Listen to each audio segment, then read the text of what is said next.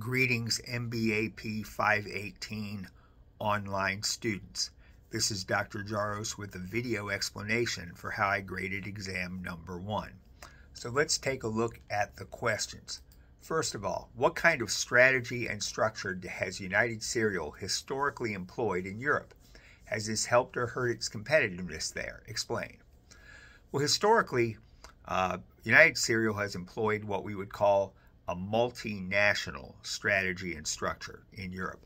And that basically means that while the company is headquartered in the USA headquarters has had very little power and control over the European subsidiaries.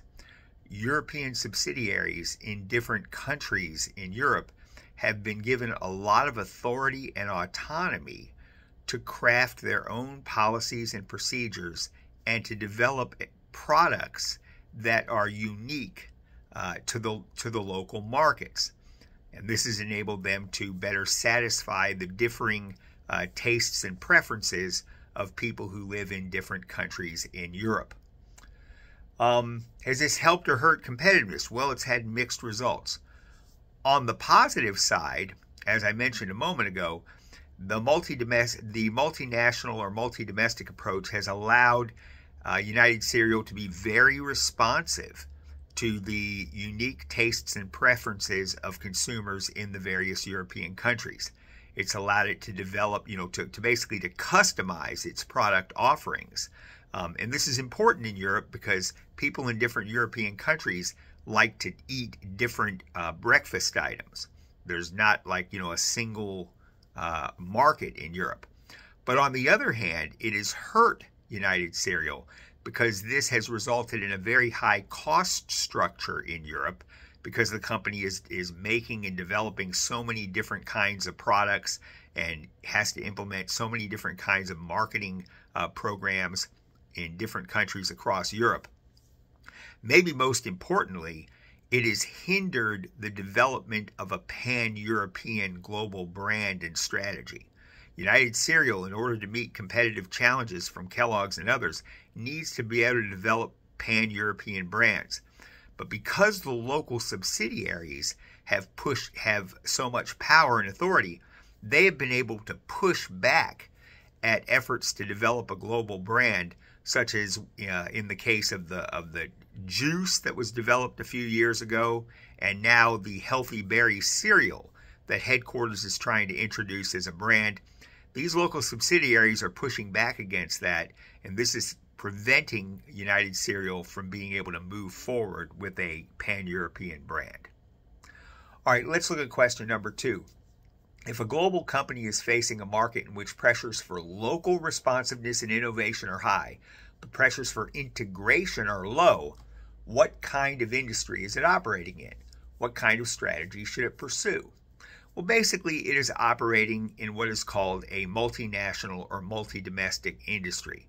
This is an industry in which the nature of the industry is such that people in various countries around the world have very different tastes and preferences in what they want from a company's product. It's similar to what United Cereal is facing over in Europe. Rather than people in various countries around the world all wanting the same thing in terms of features and characteristics in a product, there's a lot of local differences. People in different countries want different things.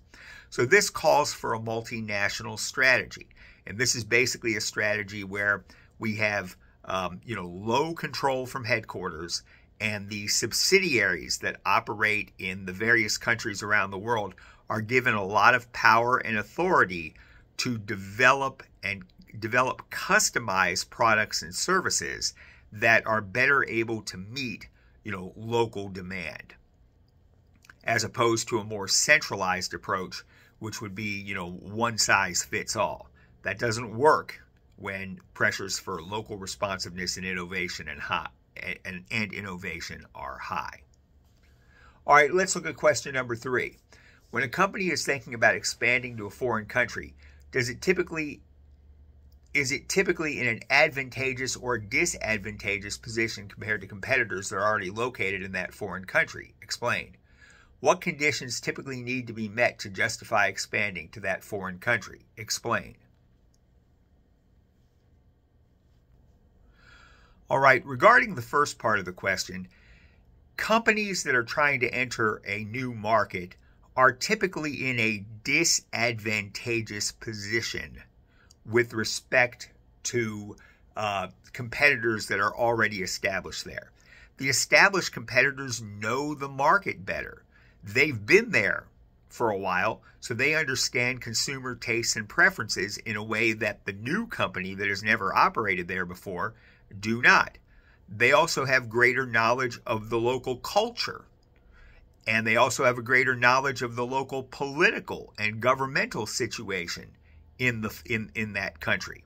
So we call this, a liability of newness. New competitors, new companies that are trying to enter a market for the first time are at a disadvantage because the already established competitors know the market better, they know the culture better, and they know the political and governmental climate better. Okay, so that puts the new entrant at a significant disadvantage. What conditions typically need to be met to justify expanding to that foreign country? Well, given the disadvantages that we face, there have to be certain conditions present to justify us making the investment. Number one, there has to be something really attractive about that new market. In other words, there has to be maybe, resources that market has that we could really use, or we may have conducted market research to show that people in that country are really likely to want to buy our product. Okay, there has to be something attractive about that country to motivate us to want to enter it. Number two, we have to have some kind of distinctive competency that we believe can give us an advantage over the established competitors. Maybe we have superior marketing knowledge. Maybe we believe our product is better than what anybody else is selling there. Maybe we have advanced technology that other companies that are already established in that market do not have. But we have to have some kind of, distinctive competency or weapon that we think will allow us to overcome that liability of newness. And then last but not least, we have to have the internal organizational capabilities that lead us to believe that it's better for us to enter that market directly ourselves rather than farm it out to a partner, in the form of like licensing or franchising or something of that nature. All right, let's look at the fourth question. Last but not least, what challenges is the IMAX Corporation facing that are causing it to consider expanding to the BRIC countries, BRIC? Which one should it invest in first? Explain. Well, basically, IMAX faces, at the time of the case, which is about 10 years ago, IMAX was facing two very critical challenges. One is that the U.S. market and the Canadian market for ticket sales, movie ticket sales, was flat. Okay, it wasn't growing. In other words, the number of people who were going to the movie theaters to see movies was not increasing. And it's hard to grow and make money when a market is stagnant and flat. And this is important because remember, IMAX has a goal of becoming a billion-dollar company. They are not a company that sees itself in maturity mode. They see themselves as in growth mode, trying to grow their revenues. And it's hard to do that when the market is stagnant and not growing. Even more importantly, it is facing increased competition by other entrants into the large screen format market. There's new competitors like Dolby that are coming up with their own, their own large screen formats to compete with IMAX. And the theater chains themselves, like AMC and Cinemark and others, have decided that, hey, we don't need to pay IMAX for these large screens. Why don't we develop our own large screen formats, and then we can, gain those advantages without having to pay IMAX.